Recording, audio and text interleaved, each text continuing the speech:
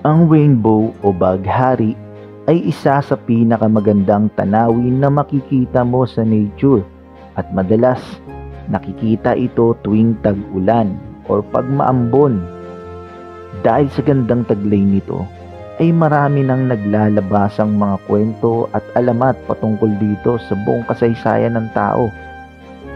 Sabi sa Greek mythology na ang rainbow daw ay daan o tulay sa pagitan ng langit at lupa na ginawa ng messenger daw ng Diyos na si Iris. Sa Chinese mythology naman, pinaniniwalaan na ito ay tapyas ng kalangitan na sinelyuhan ng Diyos na si Noah gamit ang batong may 5 magkakaibang kulay. Sabi pa sa mga sinaunang tao sa Serbia na ang rainbow daw ay pana ng Diyos. Meron pang ang alamat patungkol sa leprechaun. Ang leprechaun ay isang uri ng fairy na nakasuot ng coat at sombrero at may mahaba itong balbas. Para siyang duwende version dito sa atin sa Pilipinas. Kilala ito dahil meron daw tong tinagong ginto sa dulo sa baba ng rainbow.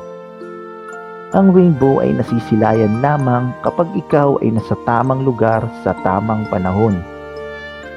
Mapalad ka na kung makakita ka nito dahil ito ay lumalabas lamang sa tamang kondisyon. Paano ba nabubuo ang rainbow? 2 bagay ang requirements para lumabas ang rainbow. Kailangan nito ay puting liwanag at water droplets o raindrops. Mahalaga ito para sa formation ng rainbow. Tuwing tag-ulan, marami ang bumabagsak na water droplets kaya mas madalas natin nasisilayan ang rainbow sa panahong ito. So, paano ito nagko-combine para maging isang rainbow? Well, ang formation ng rainbow ay nagre-resulta mula sa optical phenomena o optical illusion na kilala sa tawag na refraction at total internal reflection.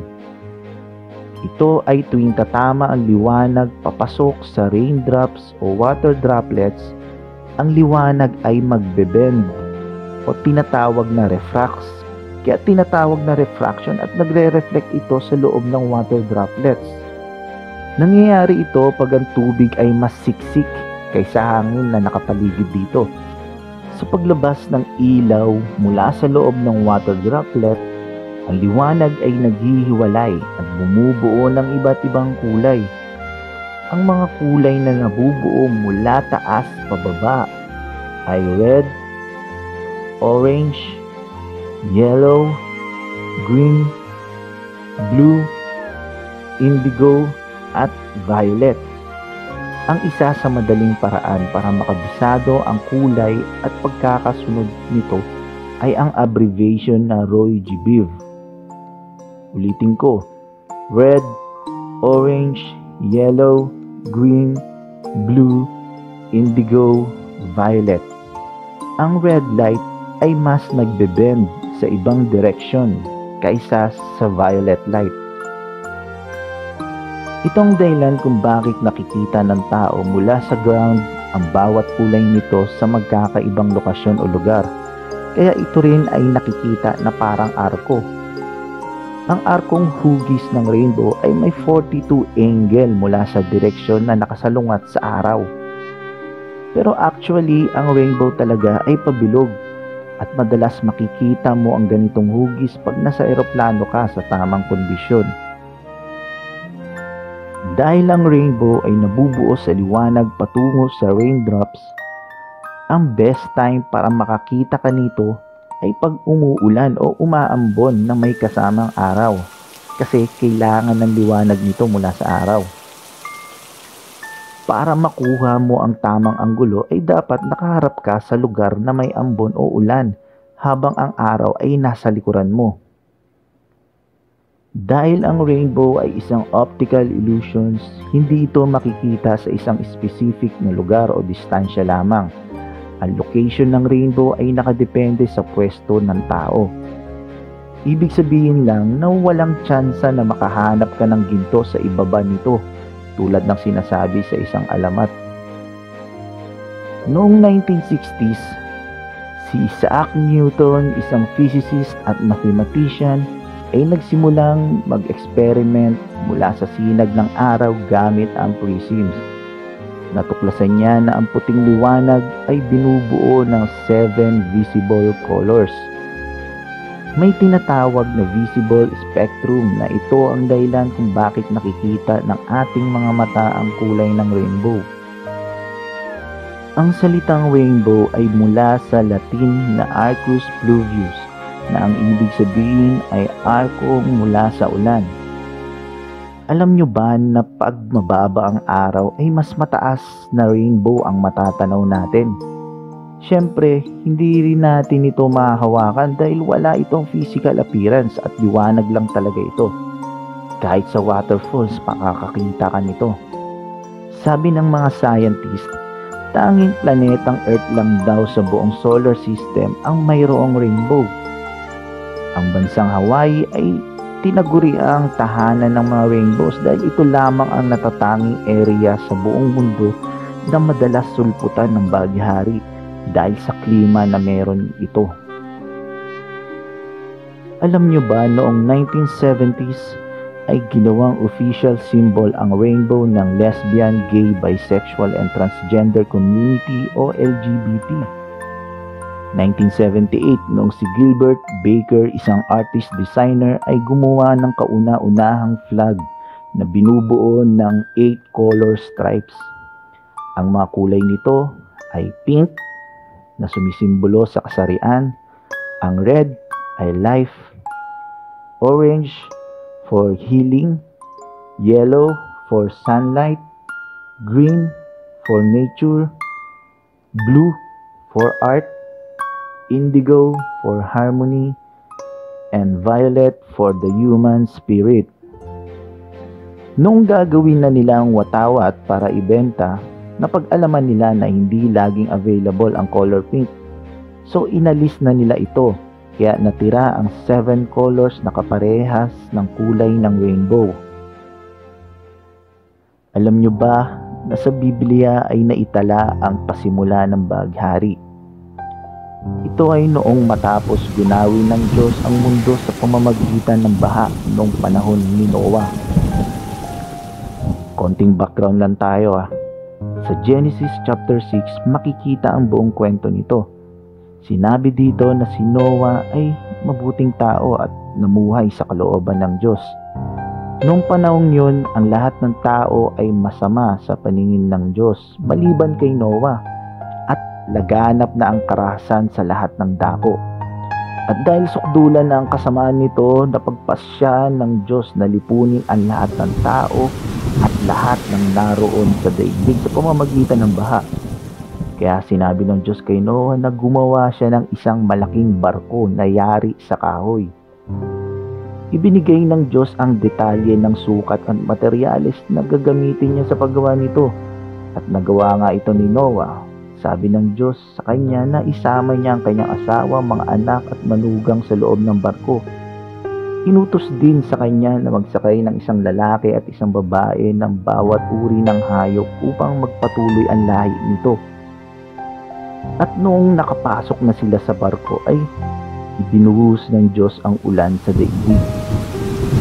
Umulan ng 40 days and 40 nights nang walang pigil. Tumaas ang tubig hanggang sa lumubog ang matataas na bundok. Tumaas pa ito hanggang 7 metro mula sa pinakataluktok ng pinakamataas na bundok. At namatay ang lahat ng nilalang na may buhay sa lupa. Humupa ang tubig after 150 days. Noong nakababa na sila Noah, agad ay nagtayo ito ng altar para sa Diyos at nagsunog ng malinis na hayop bilang handog. Kinausap si Noah ng Diyos at nakipagtipan. Dito na papasok yung kwento ng bagyahari o rainbow. Kasi sa Genesis chapter 9 verse 11 to 16, nakasulat dito, sinabi pa ng Diyos, ito ang magiging palatandaan ng walang hanggang tipan na ginagawa ko sa inyo at sa lahat ng hayop. Palilitawin ko sa mga ulap ang aking bagyahari. at iyan ang magiging tanda ng aking pakikipagtipan sa inyo. Tuwing magkakaroon ng ulap at lilitaw ang baghari, aalalahanin ko ang aking pangako sa inyo at sa lahat ng mga hayop. Hindi ko na lilipunin sa baha ang lahat ng may buhay. Tuwing lilitaw ang baghari, maaalala ko ang walang hanggang tipan na ginawa ko sa inyo at sa lahat ng may buhay sa balat ng lupa. Maambon, dahil sa gandang taglay nito, ay marami nang naglalabasang mga kwento at alamat patungkol dito sa buong kasaysayan ng tao. Sabi sa Greek mythology na ang rainbow daw ay daan o tulay sa pagitan ng langit at lupa na ginawa ng messenger daw ng Diyos na si Iris. Sa Chinese mythology naman, pinaniniwalaan na ito ay tapyas ng kalangitan na sinelyuhan ng Diyos na si Noah gamit ang batong may 5 magkakaibang kulay. Sabi pa sa mga sinaunang tao sa Serbia na ang rainbow daw ay pana ng Diyos. Meron pang ang alamat patungkol sa leprechaun. Ang leprechaun ay isang uri ng fairy na nakasuot ng coat at sombrero at may mahaba itong balbas. Para siyang duwende version dito sa atin sa Pilipinas. Kilala ito dahil meron daw tong tinagong ginto sa dulo sa baba ng rainbow. Ang rainbow ay nasisilayan lamang kapag ikaw ay nasa tamang lugar sa tamang panahon. Mapalad ka na kung makakita ka nito dahil ito ay lumalabas lamang sa tamang kondisyon. Paano ba nabubuo ang rainbow? 2 bagay ang requirements para lumabas ang rainbow. Kailangan nito ay puting liwanag at water droplets o raindrops. Mahalaga ito para sa formation ng rainbow.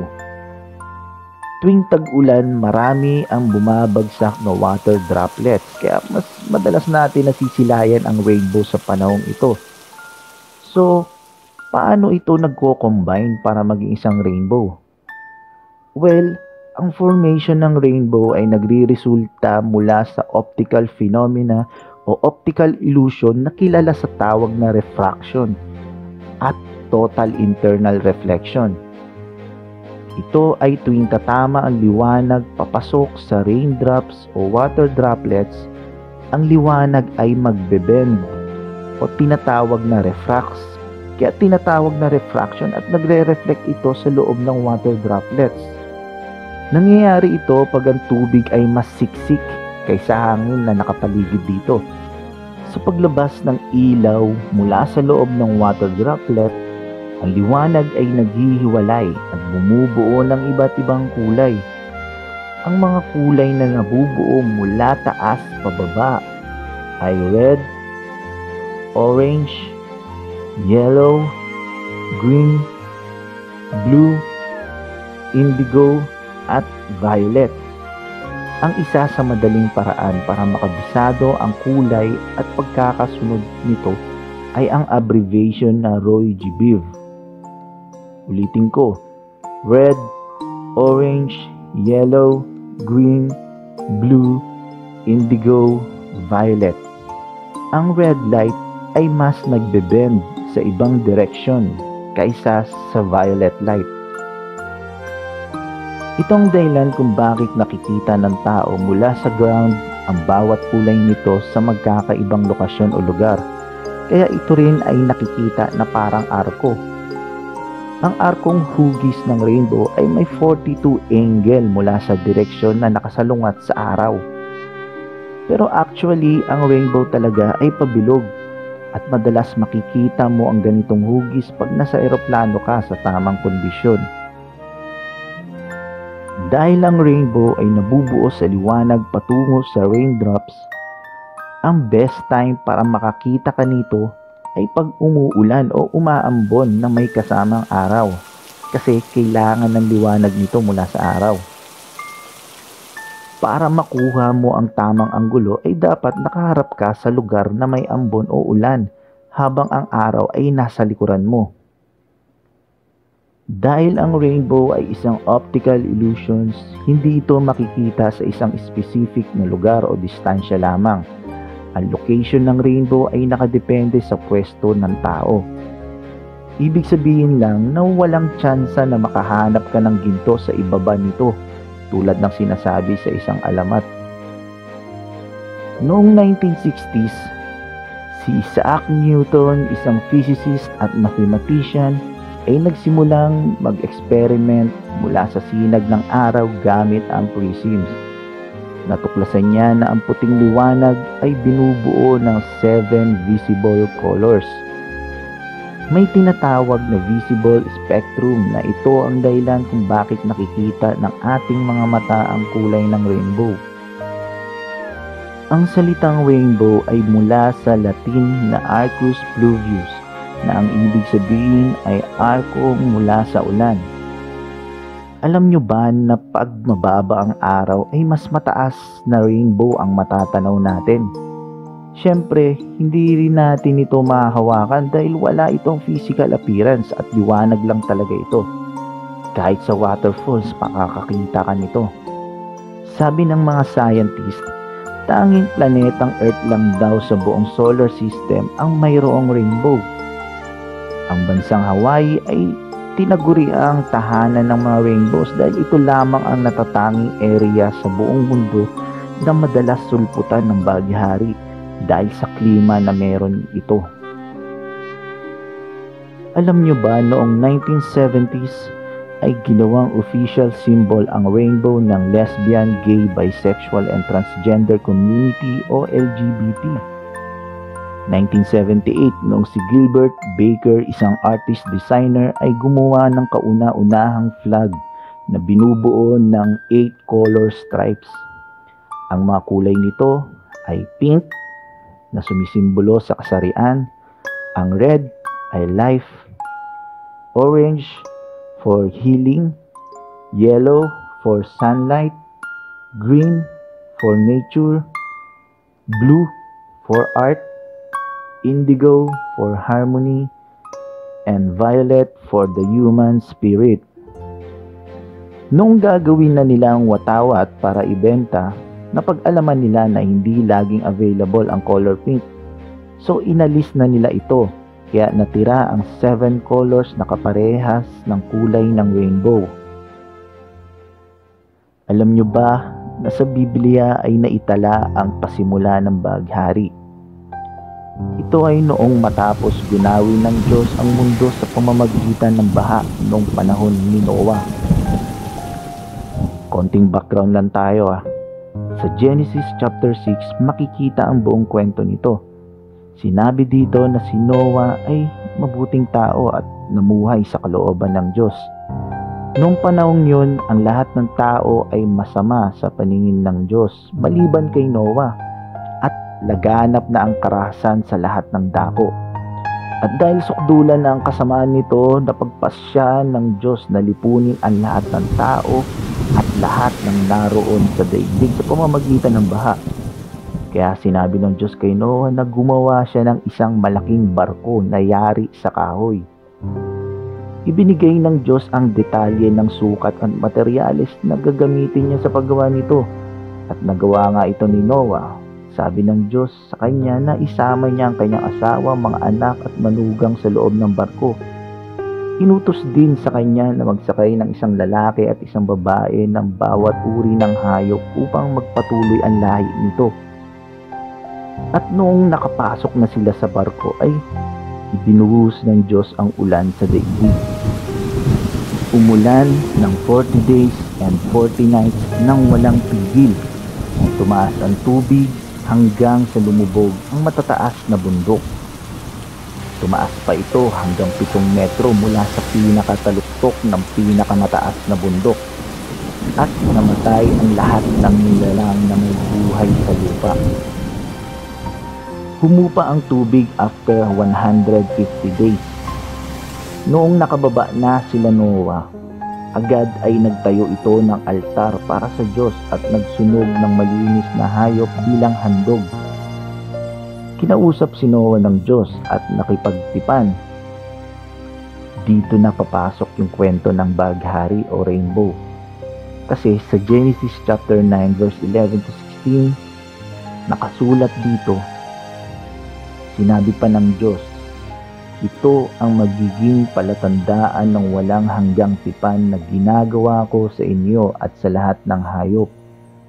Palilitawin ko sa mga ulap ang aking baghari, at iyan ang magiging tanda ng aking pakikipagtipan sa inyo. Tuwing magkakaroon ng ulap at lilitaw ang baghari, aalalahanin ko ang aking pangako sa inyo at sa lahat ng mga hayop. Hindi ko na lilipunin sa baha ang lahat ng may buhay. Tuwing lilitaw ang baghari, maaalala ko ang walang hanggang tipan na ginawa ko sa inyo at sa lahat ng may buhay sa balat ng lupa.